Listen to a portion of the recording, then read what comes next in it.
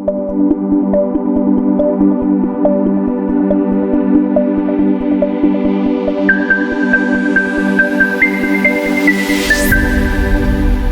Students, welcome to pharmaceutical organic chemistry 3 जिसका subject code है BP4010T जो कि बेस्ड है KTUB pharma second year semester 4 के सिलेबस पे। इसका 34 लेक्चर मैं लेकर आया हूँ। इसके पहले हम लोग यूनिट 4 में स्टडी कर रहे थे synthesis reaction and medicinal use of pyrazole and imidazoles, oxazole, thiazoles and pyridines के बारे में।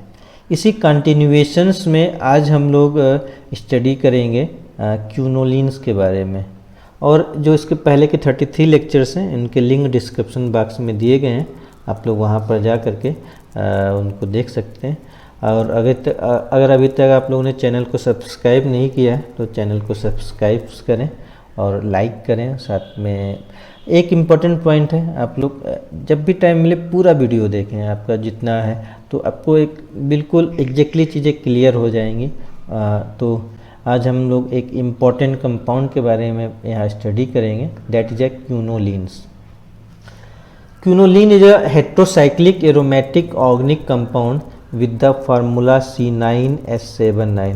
तो क्यूनोलिन भी एक एरोमेटिक ऑर्गेनिक कंपाउंड है जिसका जो एम्पिरिकल फार्मूला C9H7N है। It contains a benzene ring which is fused with pyridine at ortho position C2 and C3। तो इसमें 2 रिंग्स हैं, एक बेंजीन रिंग प्रेजेंट होती है, साथ में दूसरी प्रीडीन रिंग है, और ये दोनों रिंग आपस में फ्यूज़ करती हैं आर्थो पोजीशन पर, या फिर कह सकते हैं जो प्रीडीन की 2 and 3 पोजीशन है वहाँ पर फ्यूज़ करती हैं।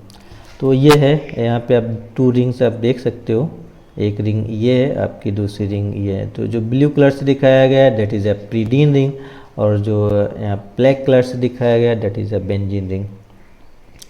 It is an aromatic compound due to presence of 10 delocalized electron in इस ring and is equal to 2 as per Huckel's rule and planar structure.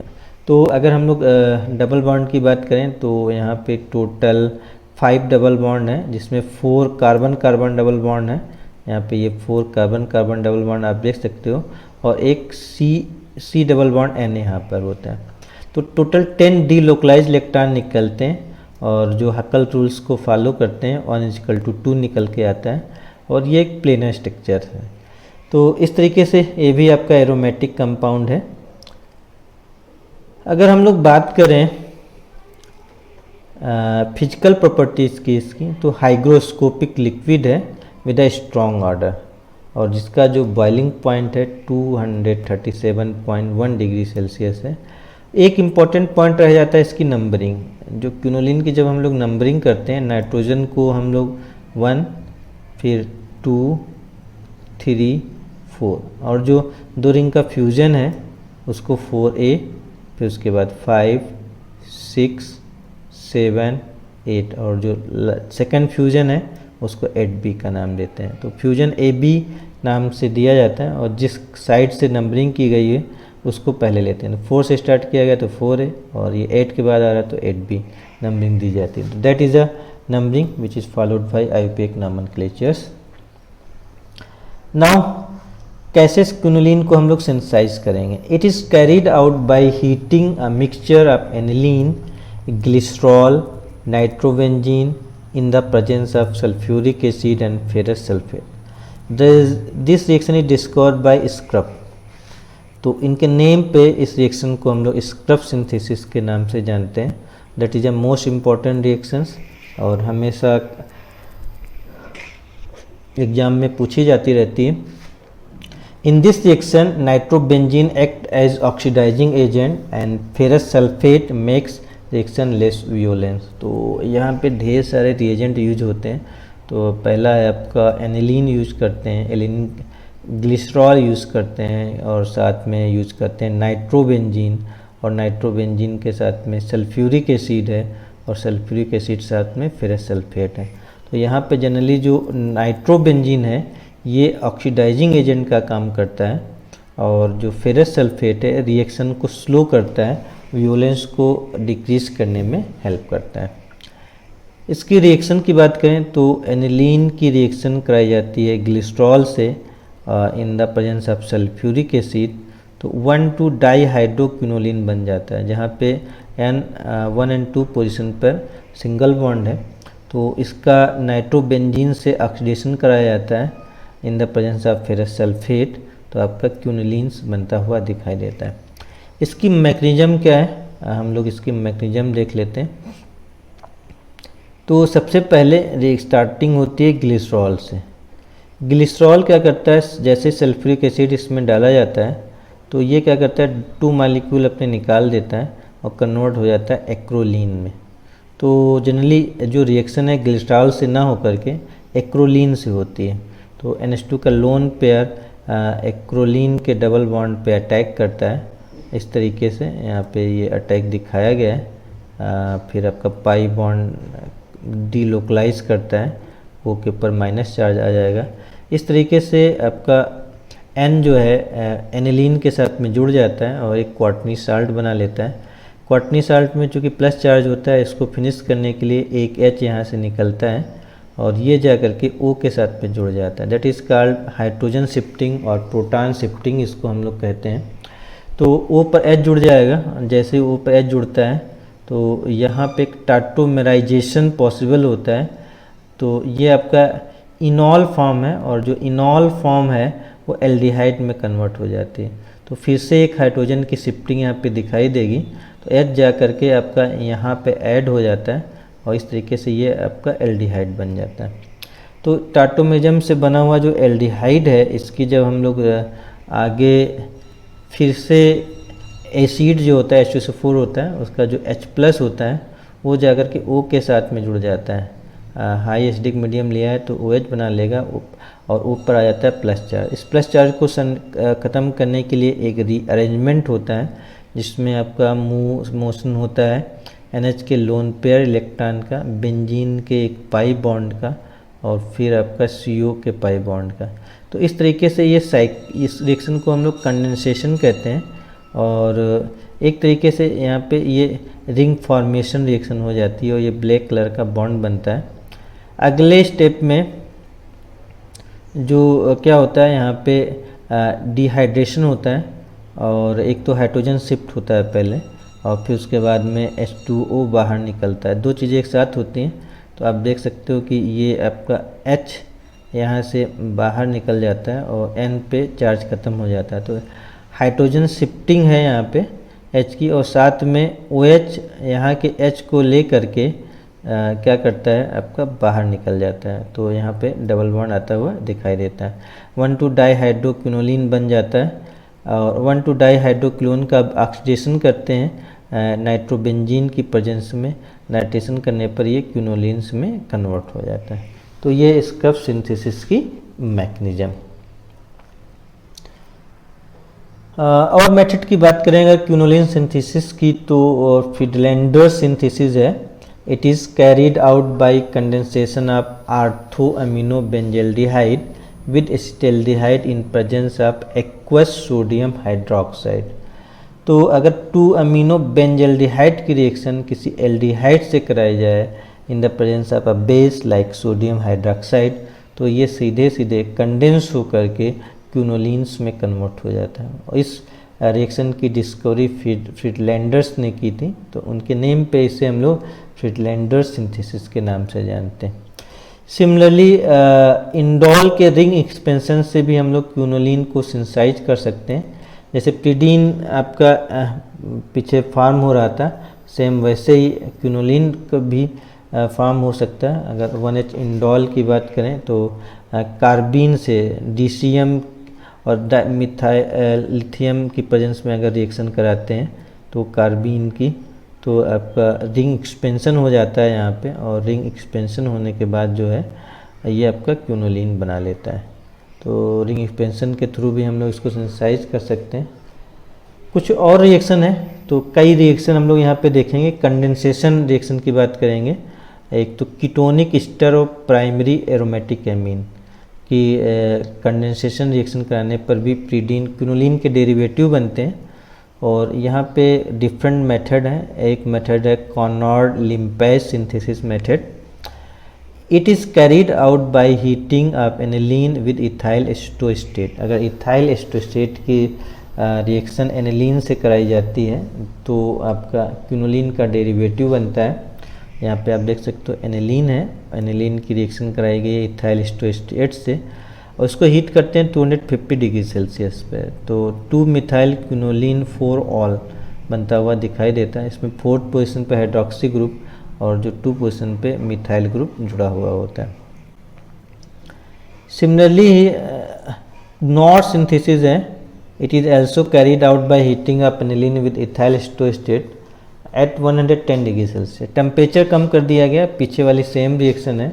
अगर रिएक्शन कराते हैं तो ये जो OH के जुड़ने का प्रोसेस है रिवर्स हो जाता है। पीछे में OH 4th पोजीशन पे जुड़ा था और मिथाइल 2nd पोजीशन पर। अगर 110 डिग्री सेल्सियस पे रिएक्शन कराई जाएगी तो एनिलीन इथाइल एस्टेट की जो मैकेनिज्म है वो चेंज हो जाती है, इसमें OH आपका डाउन साइड में आ जाता है और मिथाइल ग्रुप ऊपर चला जाता है। तो 4 मिथाइल क्विनोलिन 2 ऑल यहाँ पे बनता है। तो that is a difference in 2 reaction of ketonic ester reactions. कुछ और मेथड है। डॉबनर मिलर सिंथेसिस है। डॉबनर मिलर ने एनिलीन की रिएक्शन एसिटाल्डिहाइड से कराई इन द सल्फ्यूरिक एसिड में और इन्होंने पाया इससे 2 मिथाइल क्विनोलिन बनता है। सेम ही फिट्जिंगर सिंथेसिस है जिससे हम लोग क्विनोलिन को सिंथेसाइज कर सकते हैं। इनका जो स्टार्टिंग प्रिकर्सर था वो था इंडोलिन 2,3 डायोन, जिसका कॉमन नाम एस्टीन है, जिसमें 2 कीटोनिक ग्रुप प्रेजेंट होते हैं 5 मेंबर रिंग में। NH होता है, CO होता है, CO होता है। That is called indoline 2,3 डायोन।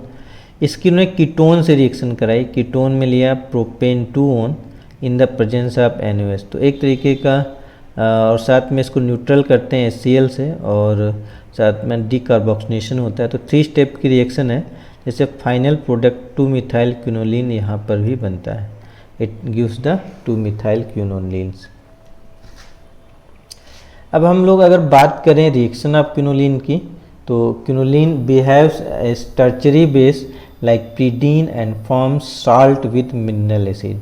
जो क्विनोलिन है ये टर्शरी बेस की तरह बिहेव करता है जैसे प्रीडीन में था और मिनरल एसिड के साथ में साल्ट बनाता है।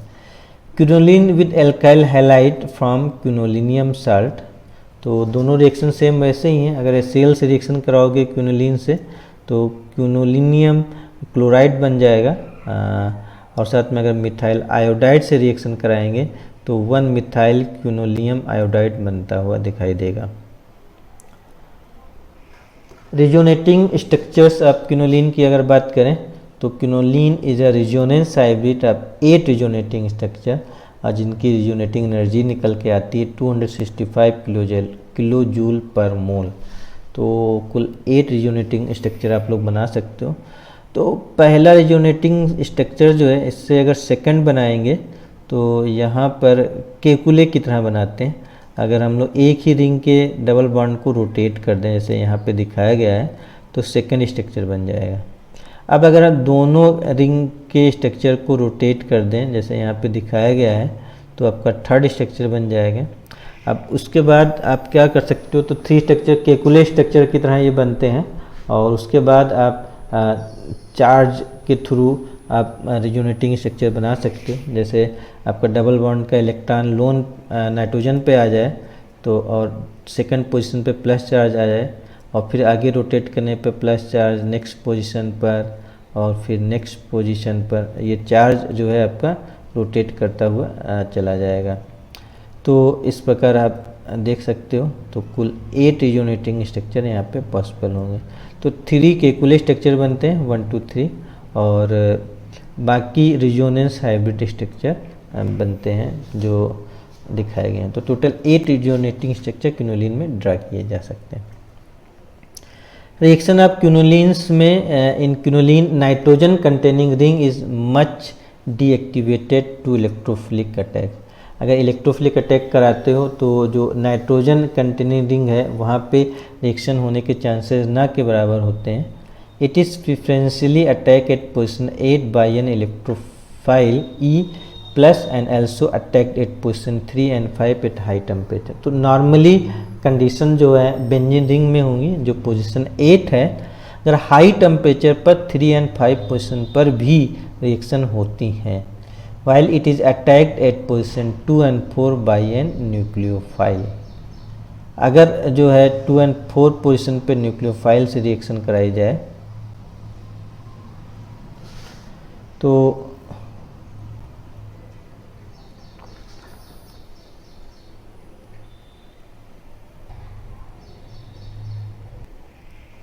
इलेक्ट्रोफिलिक सब्स्टिट्यूशन रिएक्शन के जो एग्जाम्पल हैं इसमें आप देख सकते हो जो नाइट्रेशन कराया जा रहा है तो जो मेन प्रोडक्ट है वो 5 पोजीशन पे जुड़ेगा, 5 और 8 हैं तो 2 प्रोडक्ट बनते हुए दिखाई देते हैं। तो मेजर प्रोडक्ट जनरली 8 रहेगा, 8 नाइट्रोक्विनोलिन और साथ में 5 नाइट्रोक्विनोलिन बनेगा।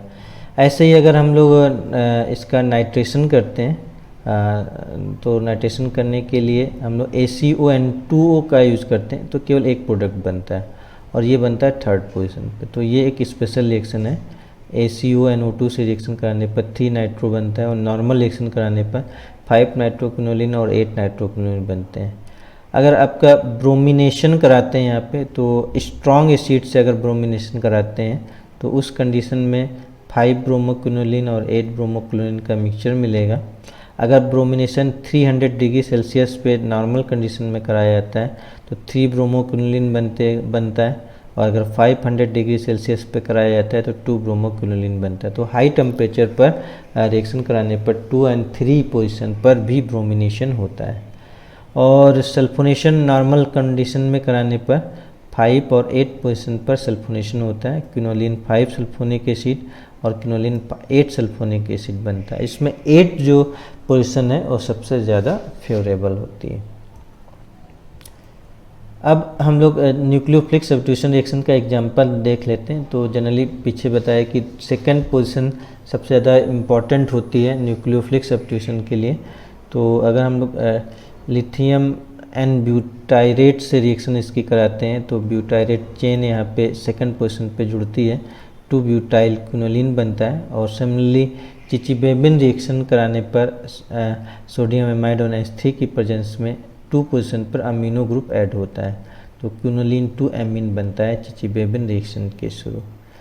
अगर हम लोग ऑक्सीडेशन रिएक्शन की बात करें तो अगर हम बेंजो परऑक्साइड के साथ में क्विनोलिन की रिएक्शन कराते हैं तो बेंजो परऑक्साइड में 3O ग्रुप जुड़े होते हैं तो नाइट्रोजन पर ऑक्सीजन एटम जुड़ जाता है जिसको हम लोग और एक क्वार्टनी साल्ट बनाता है जिसको हम लोग क्विनोलिन 1 ऑक्साइड के नाम से जानते हैं।